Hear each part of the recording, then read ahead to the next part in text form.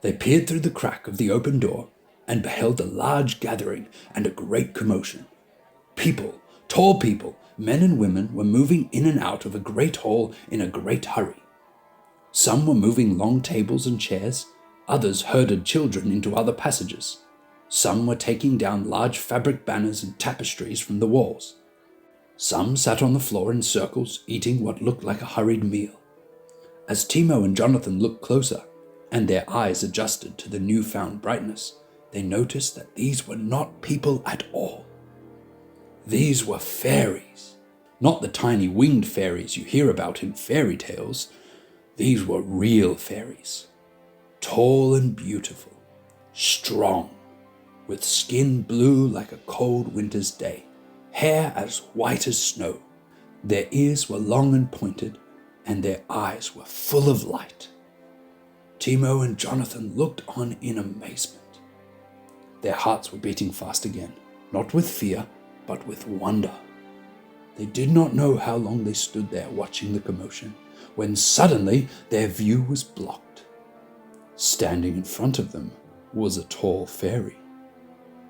He wore a leather tunic, and his long hair was tied behind his head. He looked just as surprised at seeing the two brothers as they did seeing a fairy. "Child of man," he whispered to himself. Quickly, he opened the door, stepped through, peered behind him to make sure nobody else had seen the little intruders, and closed the door behind him. "Well, well, well," he said with a smile. "It has been a long time since any man-children ventured down these passageways. Who are you, and how did you find our secret entrance so far from your homes?" I'm Jonathan. He's my brother Timo. We didn't mean to barge in. We were hunting a stag with one antler, and when we missed it, it ran up the mountain and hid behind a rock, and we lost track of it and thought it might have gone down this tunnel." He did not look the fairy in the eyes. "Oh," the fairy laughed. "So that was you. Well, I was pleased to hear that you did not shoot my uncle."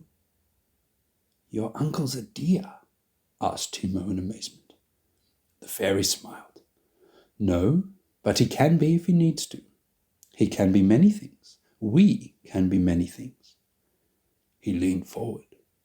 "That's why you don't see us very often." "So me and my uncle have been hunting fairies?" Jonathan asked, horrified at the prospect of shooting a fairy. No, you've been hunting deer," smiled the fairy.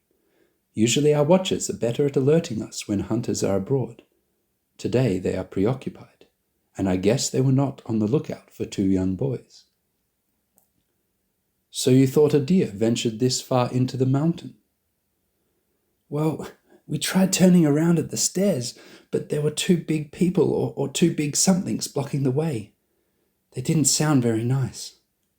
They sent a dog in for us. They wanted the bow back." Timo looked anxious. For a moment the fairy stood, no longer smiling but peering off into the distance, deep in thought. Then he smiled again.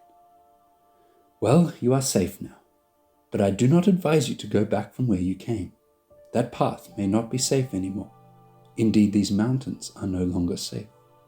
You should not be hunting without your Uncle Eber." The brothers quickly looked at each other, then back to the fairy in amazement. "How do you know Uncle's name?" they asked. "I know your uncle well. Eber is a friend of the fairies." "So when I asked him if fairies were real, he knew the truth," exclaimed Timo.